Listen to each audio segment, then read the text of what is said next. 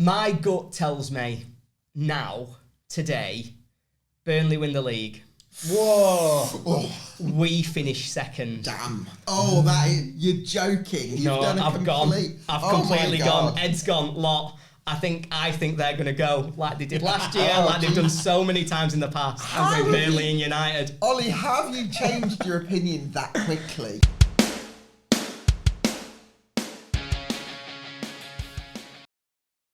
Hello guys, welcome back to The Sportsman Untitled. I'm delighted to be joined by Gab Sutton as always, and our special guest returning this week, Ollie Mann from the Sheff United Way. And because we've had some big results this weekend, because we've got a Sheff United fan, we're going to do a bit of a promotion special, starting with, of course, the automatic places. Before we get into it, let me ask you to like and subscribe and get in the comments down below as always. Gab, Leeds United, are they falling apart? 1-0 defeat at Fratton Park this weekend. Level on points with Sheffield United. Burnley chasing them down. What do we think? They're falling into the pack, I think. I think would be the fair thing to say.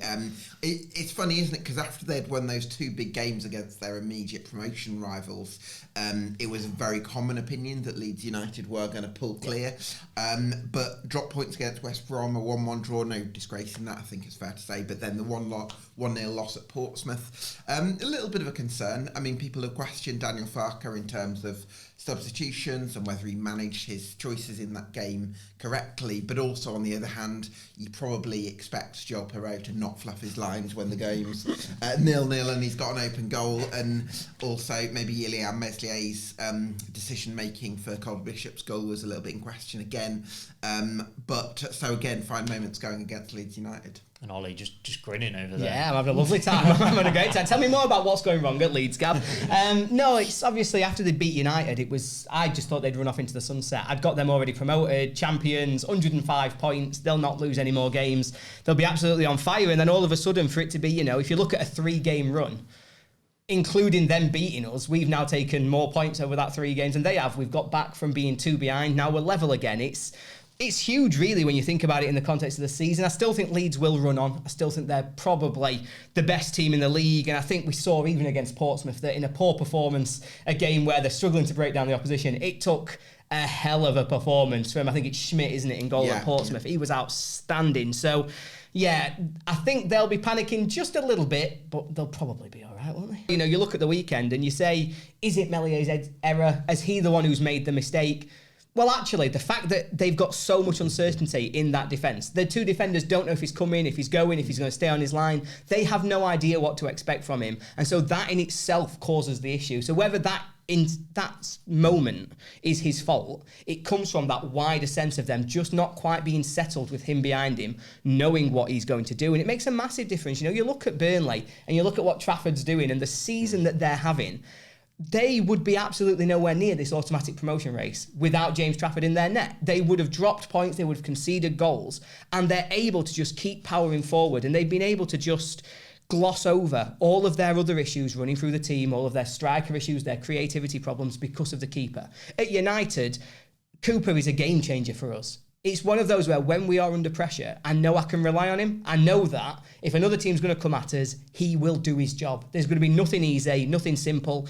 Even those little moments of you're under a little bit of pressure, opposition get a corner, whip it in the box, comes and catches it. And everyone goes, oh, right, let's have 5 seconds. Just calm down. Everything relaxes. Leeds never get those moments. They're under pressure so infrequently. No one's ever got them pinned in, just peppering them all the time. But every individual small moment becomes panic. You've got a long throw 20 yards from goal and suddenly you're going, is he going to drop this one?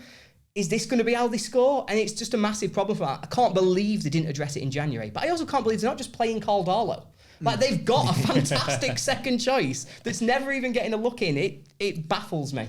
Yeah, and I also feel there's a confidence issue here. I think the fact that he's stuck in the same environment where his teammates are possibly doubting him and his teammates are thinking, oh God, is he going to make a mistake? And that almost has this kind of cyclical effect. And I think maybe the best thing for Ilya Meslier would be, even if you just loaned him out in January and loaned in a goalkeeper and they competed with Carl Darlow, I think that would have been the better solution, because it would have allowed Meslier to go into a different environment where his teammates aren't doubting him, a fresh start, and almost hit the reset reset button. But the fact that he's now going into a run-in where you've got this sort of uncertainty over him, I think that's questionable decision-making from Daniel Farke.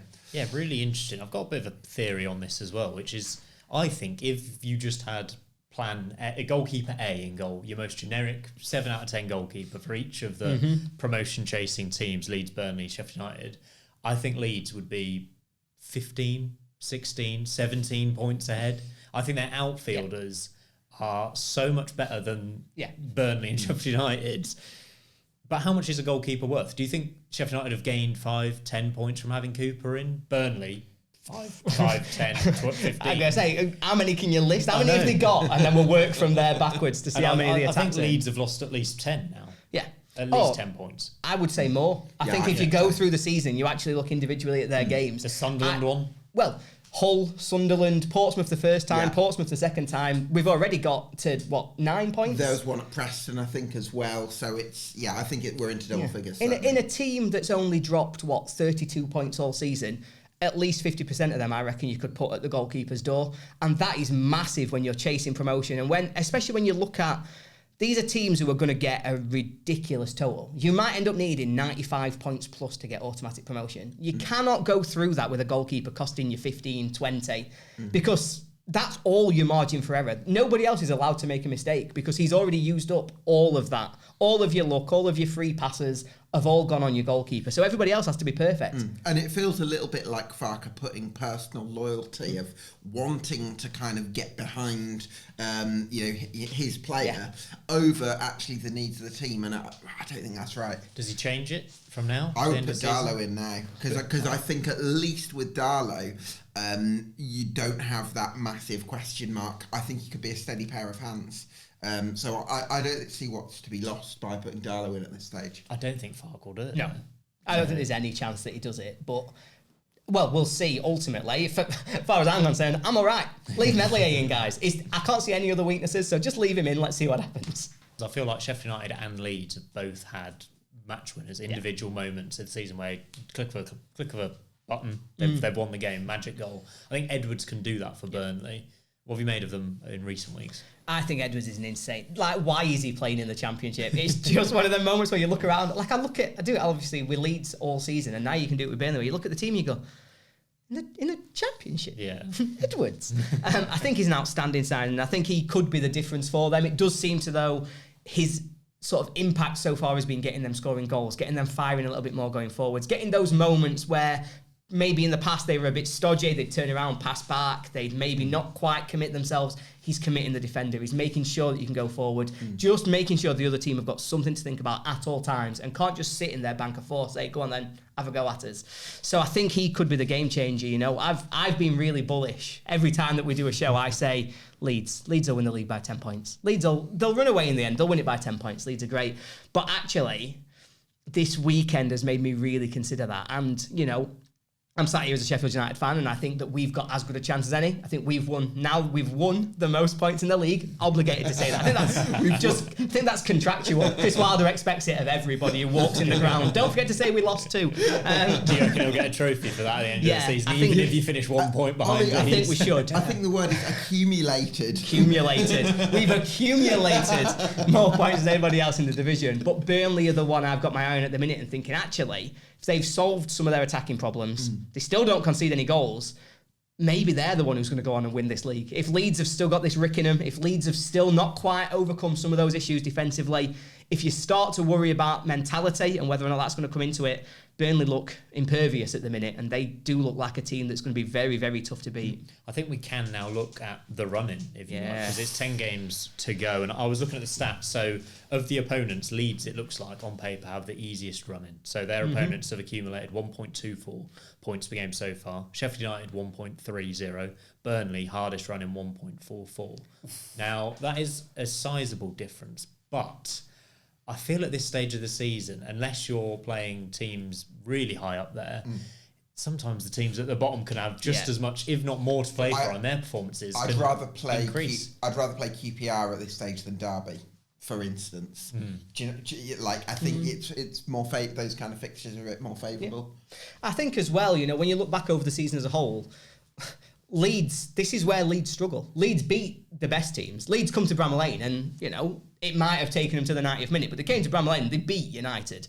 And they really showed what they've got. They beat Sunderland, but going to Portsmouth, they're the games. Going to Hull, that's where they're dropping away. That's where maybe they just go, well, we'll breeze this one today. And they just don't able to get themselves over the line. So actually, I think I'd be more confident about Leeds if it was swapped the other way around. If Burnley were playing 1.2 PPG, Leeds were playing 1.4, I'd be sat there going, yeah, Leeds will probably win all those difficult games. It's the easy ones that pull them down. Obviously, I do think, while we look at that, I think teams need 7 wins. It sounds like a lot, but looking at the league table at the minute, looking at what's happened over the last 10 games and forecasting that forward, obviously it changes a little bit for the run-in, but generally speaking, 21 points, I think, is probably going to be around where people need to get. Around 96, something like that. That guarantees it for you. I can already see 2 games on the horizon that United will do very well to win. Obviously, we've got to go to Hillsborough and we've got to go to Turf Moor. And so all of a sudden, that puts a lot of pressure on the other 8 to say you can't really have that many slip-ups left. Yeah, because normally a draw at Hillsborough, you'd say, okay, get out of there with a point, that's fine. Yeah. But if you draw there and maybe draw or lose at Burnley, then what's that? That leaves you with 8 games to get those 7 wins. So it's a huge ask. I've, in my entire life, every single time we've ever played Wednesday, I've looked at my nearest Wednesday fan and gone, right, me and you, shake hands, 0-0, we'll go home. Don't worry about it, we'll not play, we'll just go home. Whereas this time I'm genuinely sat here thinking I can't afford to do that because this is just so intense. It's just relentless. Like every week I sit there and I think, oh, we've won again, look at that. We must be brilliant, we must have gained some points. Nope. Gained nothing at all. You've just not lost anything. So, yeah, I think it's going to be really intense between now and the end of the season. But that does give me a little bit of hope that maybe I'm overestimating Burnley's chances with the difficulty of games they've got coming up. Talking of pressure, another 1-goal win for Sheffield United this weekend. 5 of the last 7 have been wins by 1 goal. Sustainable? Lucky? What on earth is going on with the Blades? Oh, it's the perfect question. But I've been asking it myself since October. I've been watching us, and every week I go, got away with that, didn't we? We go on a Monday. I go, Gab, we got away with that one, didn't we, last night? How did we win that 1-0? And we've done it every week since October. So now I'm saying, yeah, I think it's sustainable. I think actually we've found a way that we are mentally strong enough. We're up for the battle. We're not giving away anything easy. We don't give up silly chances and let teams really come and play against us, that we are able to hold on in these situations. It's become a repeatable pattern, and therefore I would say that yes, it is sustainable, but no, I'm not comfortable about it. Gab, what do you think? There's only 10 games to go. Yeah, I wanted to ask you about Campbell, actually, and the mobility that he's brought to the attack, because I think we saw Sheff United earlier in the season, and because you maybe had Kiefer Moore up top and maybe didn't have that mobility in the final third, it meant that you were kind of relying on, can Gus Harmer do something out of nothing? Can he link up with Callum O'Hare? Do you think that it's become a bit looser for you in the final third with somebody like Campbell making those off-the-ball runs? Yeah, I do. I think we're better. We're a better football team with Tyrese Campbell at centre-forward. I really like Kiefer Moore. I'd actually have Kiefer Moore as our second choice, so when Campbell's not fit, maybe like these midweek set of games where you've got 3 games in a week, want to change it. We know Campbell's not the most fit. I think it'd be Kiefer Moore that I look to replace him with because he holds the ball up well, really could drive us forward and was a steadying presence for us earlier in the season. But Campbell's got an X factor that makes a massive difference. And also, you've seen how it's affected our style of play. So if you watch United now, what we generally try and do is we create loads of space down the left wing. Gus Harmer inverts inside. Burrows receives the ball with all the space to run into, but generally holds back. Because what he's waiting for is Campbell to run in behind the defender to really stretch them and use his pace in behind. Yeah. And it gives us a real different, sort of a quicker way of getting the ball forward. It means that we can progress while the team's still in transition. But it also means that Campbell, generally speaking, is in a pretty good position for either delivering a cross or finding a finish. And he's just looked outstanding. The goal he scored, who was it against? It was the winner away a couple of weeks ago where he just smacked one in from 30 yards and you just thought, God, we haven't had somebody do that for so long. Does that mean you're not too keen? Because I wanted to ask you on the January signings as well. Mr. Tom Cannon, he's not floating your boat yet? Tom Cannon is going to be great. I'm certain of it. Over time, he's going to develop, he's going to get used to the way that United play. He's going to be somebody who, for the next 10 years, will be able to cement himself as United's number 9. He doesn't... 10 years? That's what I'm going for. The amount of money we've just spent on him, we've got to try and make some... That's a Chelsea-esque contract, isn't it? He's signed a 10-year deal. Given the short-termism in football... I'm thinking big. This is big brain. What he's going to do is he's going to leave, come back, and do a Billy Sharp-like career. In 10 years, we'll be saying Ollie Mann, he was ahead of his time. I've always thought he was a bit of a Nostradamus. But ultimately, to answer your question, no, I don't think he's fit the team very well so far since coming in. I think, generally speaking, what we've experienced in recent weeks, we just referenced those 1-goal wins and the fact that, is it lucky, is it sustainable? What generally happens is, for an hour, United look great. We did this at the weekend when we played Preston. We looked really good for an hour, really mobile up front, really fluid. We were creating lots of problems, asking questions. Tyrese Campbell had to come off. Tom Cannon came on. And you saw the United team go from pushing them deep to being stood on our own halfway line, to being just inside, and we were not able to get out. So Cannon's not really found his place in the team yet for holding the ball up, for bringing the players out, and really allowing us to continue to assert dominance over the opposition. I think we're still trying to figure out how he works in our system. I know he's going to be good. It's much too early to write him off or to judge him too heavily, but at the moment, he is struggling a little bit to really have an impact on this squad. Do you think, Ollie, it's not ideal to be approaching mid-March and still not quite have a feel for how the team is setting up in terms of vibes, innit? Vibes. It's just vibes, innit? We'll be fine.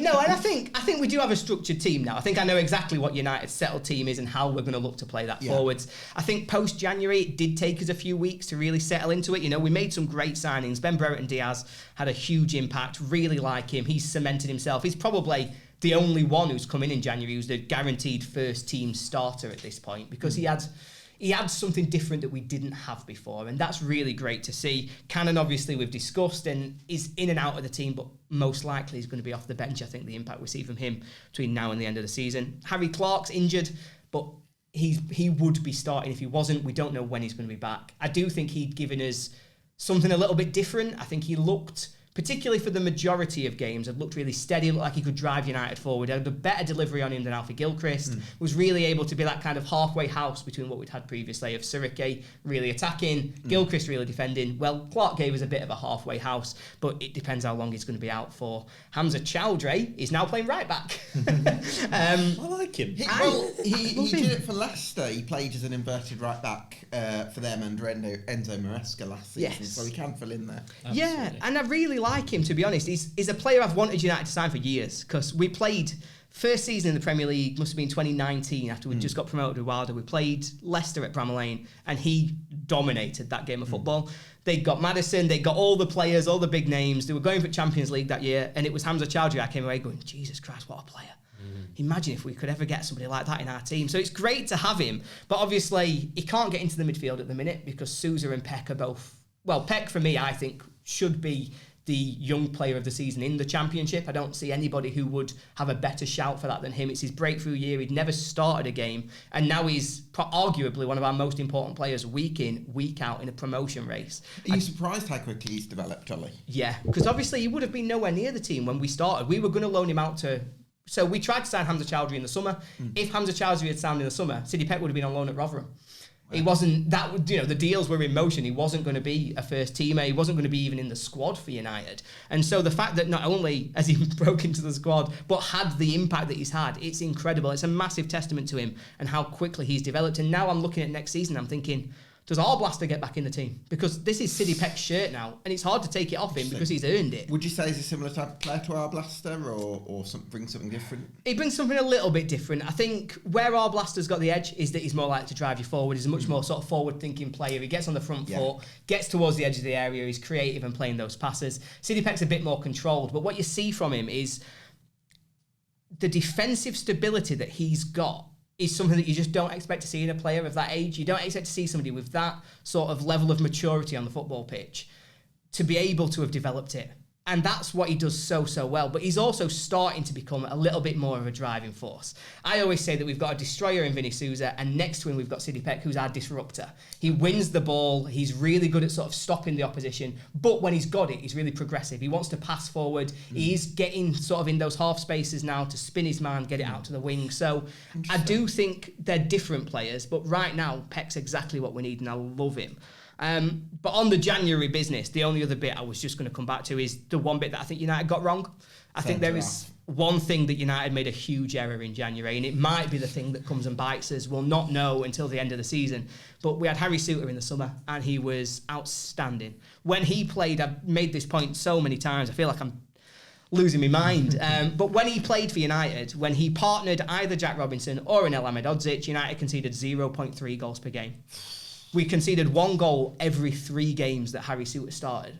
Yeah. Since he's gone, we concede 1.5 a game. Like, we are just losing so much because the partnership of Robinson and Anel doesn't have any physical presence. Neither of them are very tall either. No. So neither of them are really going to win many areas. Yeah, I mean, I think if you'd been able to, if Suter had stayed available, then Michael Cooper would be rivaling James Trafford for the Golden Glove, wouldn't he? So. If Suter had stayed fit, we'd already be up. Like, I'm looking at the games where we've conceded goals or lost points, and I think we wouldn't. We'd Leeds scored a 90th minute header off a corner. You don't do that if you're 6'9" Harry Souttar's there just battering it away. Like, it doesn't happen. Yeah. And so he's a massive loss. And, you know, we've now got Rob Holding come in. He's not been able to break into the first team. So we're still going with a centre-half pairing who, if I'm being brutally honest, I don't believe are quite good enough for the level. I think we need better than that. And we saw it in the games against Portsmouth where their big physical number 9 just backed onto him and went, right, win the ball off, mate. And they couldn't do it. And so we ended up pinned right back on the edge of our box, letting Jacob Murphy have all that. Josh Murphy, which one? I think it's Josh Murphy. And Murphy. One of the Murphys was running down that wing all the time, all the space in the world. They caused us so many problems.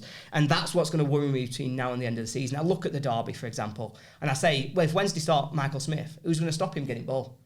Who's going to win that tackle? Who's going to get ahead of him? Every time they pump it forward to Michael Smith, who's going to be the one who says, I'm going to get that? And I don't think we've got anybody who can do it. That's a good question, you know. Or even Callum Patterson, you know, with his sort of physicality and industry, he could be able to cause some problems for those centre-halves. Yeah, that's the question. That's the big thing for me from January. I think we got a lot right, but not solving that centre-half issue could be a really big problem. It's like 2 wide centre-halves in a back 3 playing in a back 4.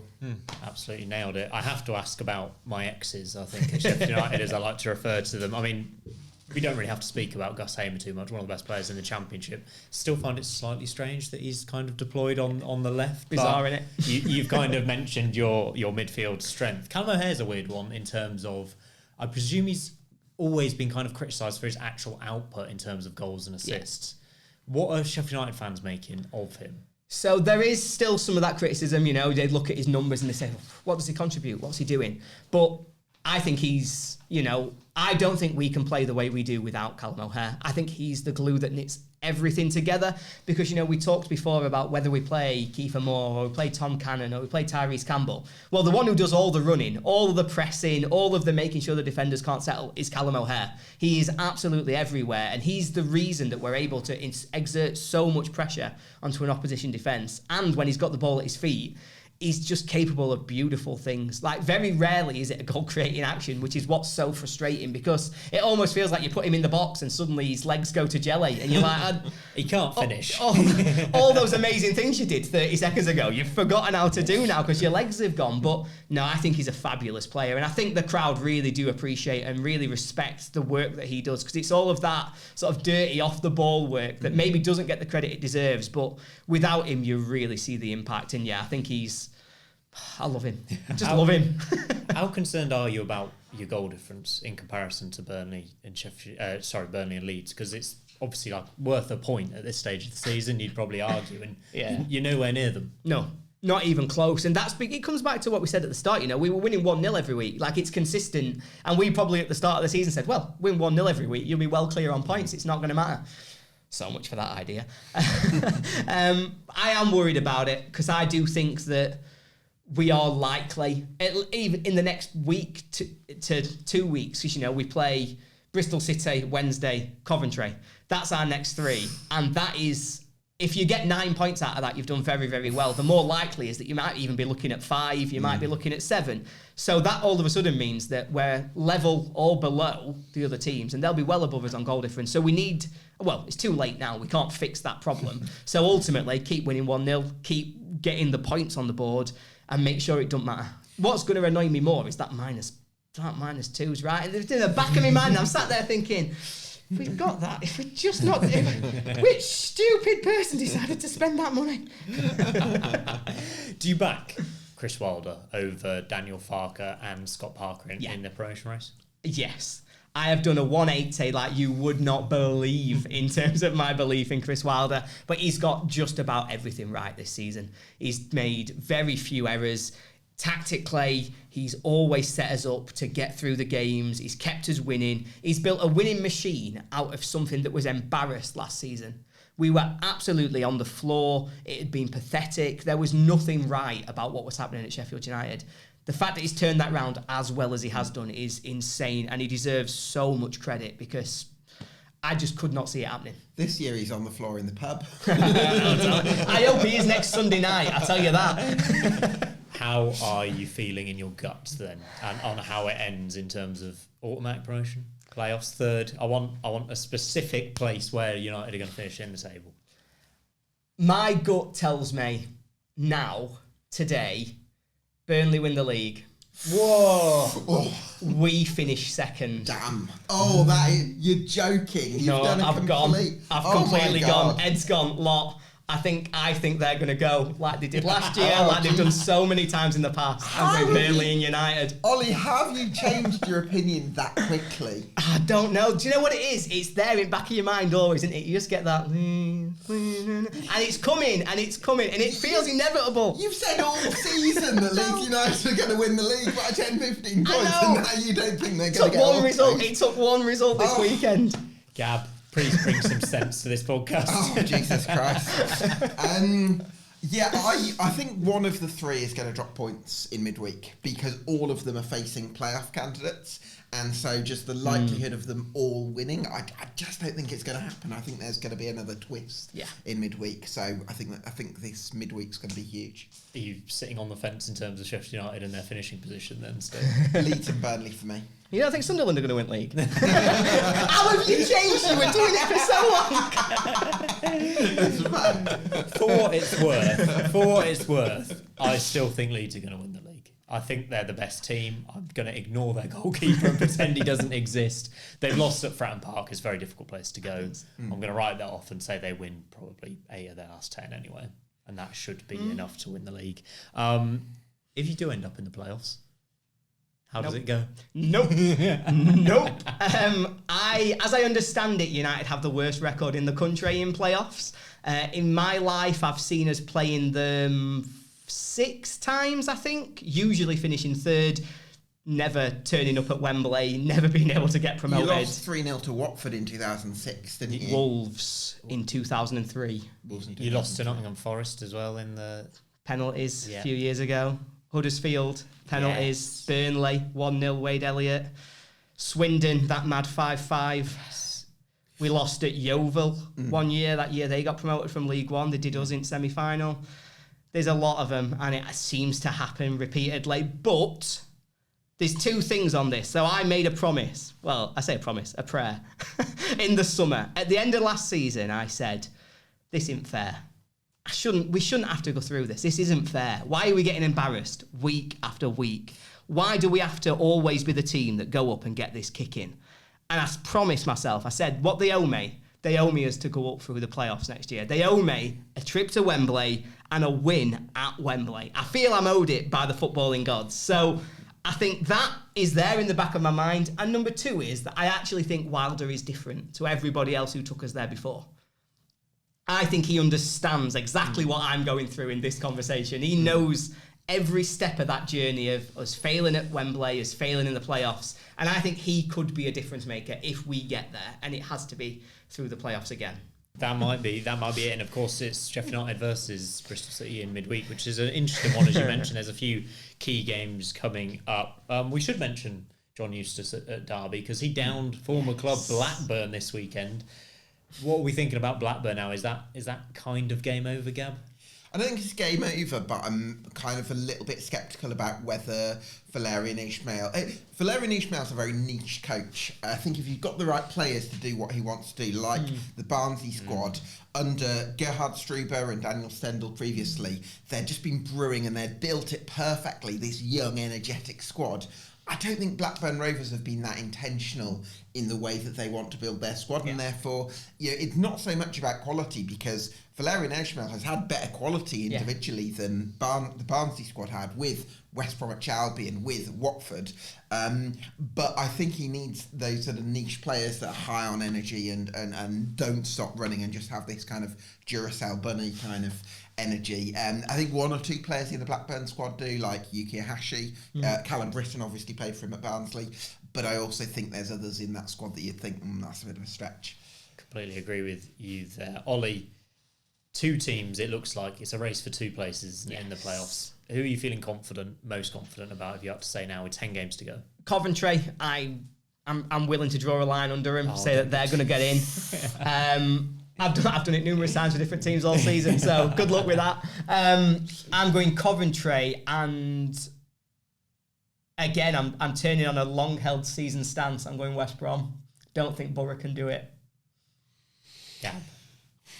I'm really intrigued to see how Coventry City get on against those big teams, because off the top of my head, they played Leeds in that 10-game run and they lost. Yeah. Simon, I think you might correct me if I'm wrong. I don't think you've played any of the top sides other than Leeds in that period. No, I don't think so. No. So that's the big test then, I think, that we have to take into consideration. How do Coventry do it against those big sides that you mentioned earlier?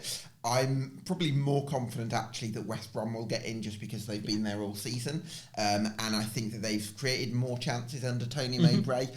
They've been a little bit weaker defensively, but on the whole they're about where they were, and I think the fact they went to Elland Road and took the game to Leeds and created lots of chances in that game, that gives me some encouragement that they've got what it takes to score a lot of goals in the remainder of the season. Yeah, I can see that. Obviously they got a point at Leeds. They've already played United twice, played Leeds twice. I think their only remaining game against that sort of big chunk is Burnley tomorrow night. So I think that, again, could give them a more favourable run as they come up towards the end of the season. But yeah, I'd like to look at West Brom, and I do feel as though over the season they're probably the team that right now deserve it. Mickey Johnston's not bad, is he? Oh, he's a great player. They've got so many. I think it feels like Coventry should finish in the playoffs from this position. I know they should. They're not going to win 9 games out of 10 from now to the end of the season, but they should. So I will say they will finish in the top 6. And it's a really disappointing time to say this. I've always just had a feeling about Norwich, and obviously they've dropped massive points this weekend. But I just feel if you had Josh Sargent and Borja Sainz, you should be better. Yeah, you should be better and be able to close the gap. They've drawn with Derby. I know. They've drawn with Oxford at home. They've really disappointed. Form at Carrow Row was supposed to be their main forte. And they've dropped crucial points there. I think they've just left it. They've given themselves too much to do. If they'd won those games, they'd have an extra 4 points. They'd be right in it. But I think the gap now between them, Middlesbrough and West Brom is just probably too big to catch up now. I think West Brom will have enough to kind of keep a level head and probably secure top 6 finish, which could be second in a row, right? They got top 6 last season and lost to Leeds, I think. Or was that Norwich? Anyway, whatever. They were in the top 6, can't remember. Let's move on. Gab, it's your time to shine and look at the other end of the table, I think, because it's your corner of concern. We've done our promotion predictions. Who are you worried about now? I'm worried about Plymouth Argyle just because of the defensive issues I saw from them in that 3-0 defeat to Sheffield Wednesday, because they play with basically a back three. The right wing back, Matthew Sorinola, caught really high up the pitch for a couple of the goals, and you had Talavierov, who's more of an aerial specialist, doesn't seem to be so suited to that kind of wide centre-back role in terms of the pace that's required in 1v1s. He looked a bit uncomfortable there. You've got Katic drawn across. You've got Julio, there we go, you got that, butchered that name. Julio was sort of forced across, and then they ended up having the left wing back, who's very short, ended up having to cover the back post. So I do feel like they've been drawn across a bit too much, Plymouth Argyle, and that kind of disorganisation is a bit of a worry for me at the end of the season, whereas applying a bit of recency bias in terms of the last game, but I look at somebody like Derby County and the organisation that John Eustace has instilled, I've got a bit more confidence in maybe Derby to make the great escape. I mean, it'll probably change every week because Plymouth Argyle have, thrown a spanner in the works, in the past, but I'm worried about them at the moment. I got sold the Plymouth dream. I did. The FA Cup run didn't help, did it? I was sold on the Plymouth dream, and I just thought they had something, but their away form is just tragic, Ollie, isn't it?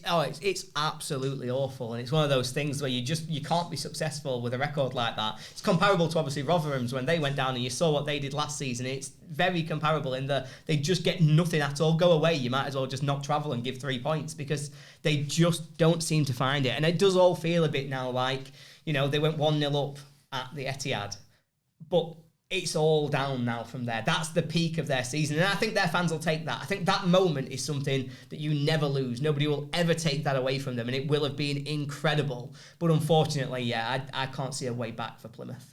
Absolutely. Gab, championship treble. I think you've got 2 potentially for us with the midweek games as well. Yes, so for midweek, I'm backing Leeds to beat Millwall. Big one for them, depending on the results of Tuesday night, of course. I think Portsmouth will beat Plymouth Argyle for the reasons I've outlined in my corner of concern, and I think momentum is with Portsmouth now. I think they win this and they've pretty much rubber stamp safety. And I think Stoke might beat Blackburn because I think they can build on an encouraging performance at the CBS on Saturday lunchtime. So that's my treble for Wednesday. Yeah, they were good actually, especially in the second half. Sam Gallagher kind of changed the game. Millie Manhoff came off the bench. There's some decent players in that squad, and Robin should be able to get a tune out of them. But what do you think of that? You're not having that? I just don't like them. I just don't like Stoke at the minute. I just think, and I've said this to you for numerous times, I think it was when we did our mid-season predictions, but I've still got my eye on them going down. I think Stoke are the team that can still, if anyone is there to be shot at, if Derby are going to catch anybody, if Luton are going to catch anybody, Stoke are the one who I still think are the team that are the one you're aiming to try and be above. I don't really see... I understand that they have moments in games, but, they've come back from 2-0 down. All you've got to do is, secure yourselves for 2 minutes, get yourselves through to full-time. Fantastic away point. They can't do it because they've always got an implosion in them. They're always finding ways to throw games away. And, I'm not having it with Stoke at the minute. I think they're a team who I think are in big, big trouble. That's very interesting. So, Gab, give us your Saturday treble as well that Ollie can then tear apart. I've gone with Blackburn Rovers to beat Cardiff City. Luton to beat Middlesbrough, and I think Oxford could get a huge victory towards safety by beating Watford, because I think we're getting to the stage of the season where the teams that are just above the relegation zone might beat the playoff outsiders that have got a long way to go. So I've just got a feeling about Oxford with under Gary Rowett. That feels like that will be a massive price. You can check out on Betfred for that treble as always. Ollie, thoughts on that one? Yeah, you're going to get a huge price if that one comes in. We'll be calling you Mystic Gab forever, because that is some really big shouts. I think Luton beating anybody at this point, I'm not sure that I'm willing to get behind. But do you know what though? They played really well against your lot a couple of weeks ago at Kenilworth Road. Yeah. Their home performances recently have been okay. Like they beat Portsmouth 2-0 there. Yeah. Okay, they lost 4-0 at Burnley, but that was after a red card. I think Matt Bloomfield was happy that his side kind of really battled on in that game in difficult circumstances against the best team in the league. So I would actually make a case for Luton beating a Middlesbrough side that you just can't rely on at all. There's also one fixture that I do want to talk about both teams in midweek, and that's Norwich and Sheffield Wednesday. They meet each other. It feels like winner takes all, keeps their playoff hopes alive, right, Gab? And the loser kind of has to settle for mid-table. Sounding like Mamma Mia there. I won't start singing. Oh, good. No, I think... I think it's last chance saloon, isn't it, for Norwich City and Sheffield Wednesday. But I do think that also the fact West Brom are going to Burnley means that if West Brom lose, there is a bit of an opportunity for Norwich or Sheff Wednesday to close that gap and give themselves a chance. Especially with Bristol City at Sheffield United as well. Both of those teams could lose in that 6th and 7th. Yeah, so a bit of a window opening up, but I don't think a draw would do much good for either side. Are you disappointed with both of their seasons, given the position they're in? Such an interesting one. I'm disappointed with Norwich's because I think, this is a season of transition for Norwich. We knew that in the summer. But it's also a season of massive opportunity. Like, this year is going to be the lowest bar to get into the playoffs in terms of points needed that we've seen for a long time. It really does feel as though there's some low-hanging fruit there. And Bristol City, for example, have put themselves in a great position to take advantage of it. But you've got to ask the question for Norwich, why are you not the team taking, you've got probably the best striker in the league. You've got one of the best attacking midfielders in the league. You really should be much closer to that position. They should have been the team who were sort of putting their hand on it. I really like the keeper. I think they've got one of the best keepers in the league. Angus Gunn as well. He's more than capable of performing at top 6 level. Of course, they have to end up playing George Long for just a little while, didn't they? So, that's never going to set you up particularly well. Love you, George. Sorry. But Wednesday, I've got Wednesday in a different bucket to that, really. I think Wednesday will be really proud of their season. I think they will look at the progress they've made over the last 12 months. when talking about the context of Wednesday, 18 months ago when Danny Röhl comes in, they're relegated and they're playing League One football this season. They're a team that are dead and buried. They've got no chance. We can write them off and think about 23 teams playing in the Championship. For them to have come back from that, and now as we're talking about it maybe being disappointing, they're not going to make the playoffs. That's insane when you look at the way that they've taken it forward. I think the big disappointment for Wednesday that I would really see there is that they didn't commit for it in January, because they were not far away. Up until, 3-4 weeks ago, they were maybe 2-3 points outside the playoffs. It kept being that kind of, well, if you can win, you could end up in it if you win today. You could be in them if you win today. And so for them to now be 7 points away, having not massively committed any funding, any new players in January, that's where you look at them and you say, it was there for you, but you didn't want to reach out and take it. They bring in a half-decent centre-half and maybe a centre-forward. They could be in the playoffs by now. Yeah, that's... My issue with Wednesday is I feel there's a ticking time bomb almost in the fact that they've got an opportunity now with one of the best managers in the Championship. Yeah. I don't think he's going to be there long term. I just don't think it's going to happen. I think a Bundesliga club might come in for him. Southampton have been linked with him, obviously this summer, parachute team. So I think almost like this window of opportunity that they have, that they stumbled upon. Yeah. That's why I feel the disappointment comes from my perspective. Yeah, well, we can only hope. No, certainly. And obviously, Danny Röhl, I think himself will say that he's really frustrated. I think if you were able to get him in a context where, it's not a media-controlled interview alongside, representatives from Sheffield Wednesday Football Club, he might himself say that he's really frustrated that he wasn't given the tools to really go and get there. Because, there's a huge growth potential there. Absolutely. If they can really get it right, really take themselves forward, it really is just waiting to go. But it feels like we've been saying that for 25 years now? It's a long time for them to just not be able to get there. And this is as good an opportunity as they've had for a very long time. Of course, I'm going to say the nicest things in the world because I'm terrified about what might happen on Sunday. And therefore, I'm just going to keep praising them until that's over. We'll have to leave that one there. We like to finish the show by doing a fun little question for the guests as well. And I've had a note on my little sheet here telling me that on this day in 1876, Alexander Graham Bell made the first successful telephone call. There you go. You learn something new when watching the Sportsman Untitled as well. So which Championship manager do you think would be most likely to make a breakthrough invention? You can go anywhere you want with this. Run wild, Gab. Who do you think? If you say Chris Wilder is not allowed to be the answer, by the way. I'm thinking maybe Johannes Hoff-Torp. He has a bit of a scientist's feel to him, so I'd scientist look maybe. Looks like he could do a job in a lab. Yeah. What about you, Ollie? Yeah, that's a weird question, isn't it? It's one that really takes a bit of thinking. I'm like, where am I going? What's outside the box? What's inside the box? I'm looking at Daniel Farke, though, and I'm thinking, actually, of all the people who's going to be able to sort of bring that little bit of sophistication, who's really looking to try and drive forward a project, I don't think he's the creator. I think he's the front man. I think they've got somebody in the background who's like, here's the new invention, and he's the one who sells it to the world. The Steve Jobs, if you will, in terms of being able to drive these things on. I think he's the most likely to be cast as an inventor in a Hollywood film. He has got that perfect, crazy scientist look, hasn't he? I'll go Danny Röhl because we were just talking about him, and I think he can come up with something unbelievable that we've not even thought about before at Championship level. Gab, thank you very much for joining me as always. You'll be back next Monday for the next episode of the Sportsman Untitled. Ollie, lovely to have you here, and I hope things go well for you for the rest of the season, including the derby. Make sure you like and subscribe. Get in the comments down below whether you agree with us. Do you think Leeds are going to win the league or have they blown it? Let us know down below, and we'll see you next week.